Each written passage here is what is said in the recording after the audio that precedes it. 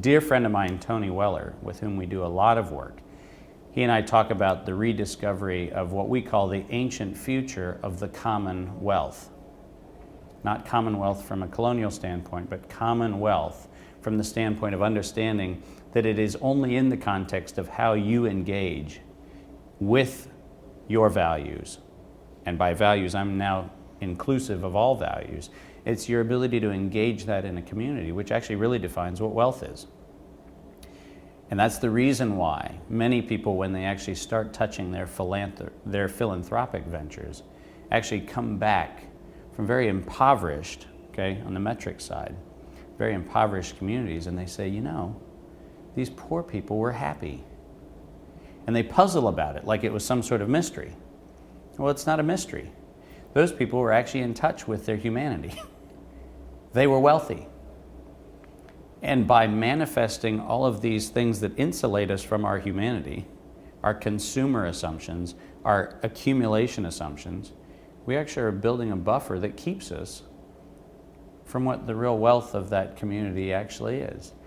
And so we have this wonderful invitation, I think, at this moment in time to come into a world that says, oh, hold on a second, what is it that we really value? What is it that we really actually think of when we think about what values are? And understand that, for me, the reductionist value is something which is very simple.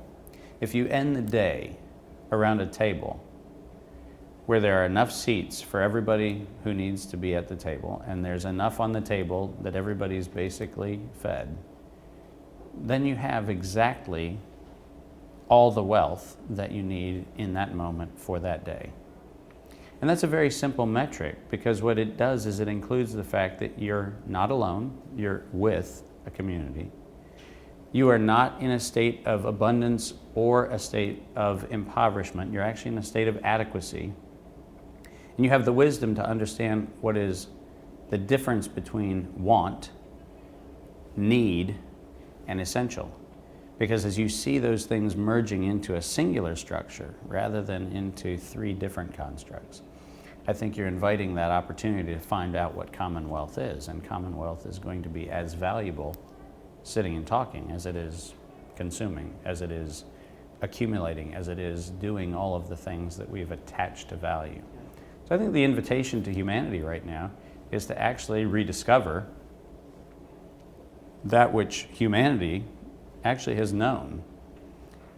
We probably need to be less innovative than we need to be humble, and in that humility understand that there's wisdom that has been around for a long time that actually still can teach us, and it's tapping into some of that wisdom that I think is one of the great opportunities that we have right now.